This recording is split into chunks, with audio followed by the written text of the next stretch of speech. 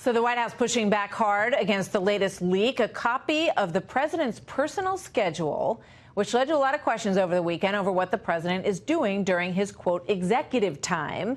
Here now, Howie Kurtz, host of Media Buzz. Howie, good to see you tonight. Same Thank you for being here. I saw this when it came through yesterday morning, and I thought it was interesting the way the story defines executive time. Let's put that up on the screen so everybody can see it. This is what's going on during executive time. Instead, he spends his mornings in the residence, watching TV, reading the papers, responding to what he sees and reads by phoning aides, members of Congress, friends, administration officials, and informal advisors. What does that sound like to you? Well, first of all, it sounds like a heat-seeking missile of a leak by somebody on the White House payroll who clearly doesn't like the boss, because this is solely designed to embarrass Donald Trump, to play into the narrative of his detractors that he's lazy, that he doesn't like briefings, that he watches too much TV, that he plays golf, and all of that.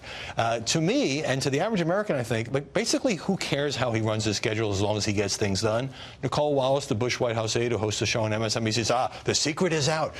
Trump doesn't do much of anything. But at the same time, the president's detractors say he's wreaking havoc on America with his terrible agenda and threatening world civilization. You can't have it both ways. Yeah. What's kind of struck me when I read it is that it sounds a lot like work.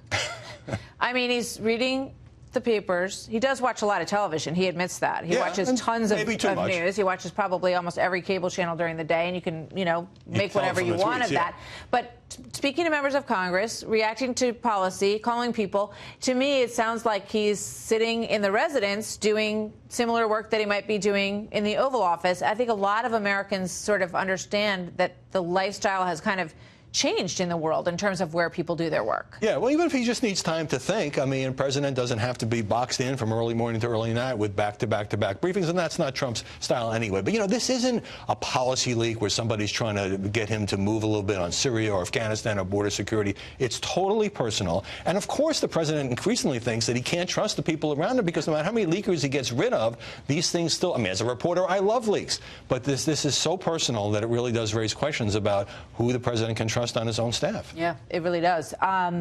So the list just went out. Tomorrow night's the State of the Union. Always a big event. We'll be here doing live coverage throughout the whole evening, Bret Baier and I. So he's including Alice Johnson, who is the woman who was freed from prison after many years, mostly at the behest of Kim Kardashian. Yeah.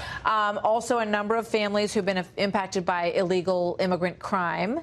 How important are these choices? There's a reason that every president since Ronald Reagan, who pioneered the technique, has these guests to illustrate issues important to them. And that is, it works. It humanizes the policy. It gives people a chance to see actual human beings. Democrats will bring in their own guests to score their political points. And I understand there's a young kid whose last name was Trump, who was bullied in school. Now, that is a nice touch. Joshua Trump, sixth grader, bullied for his name. So that'll provide a moment, right? And he'll be famous for a day.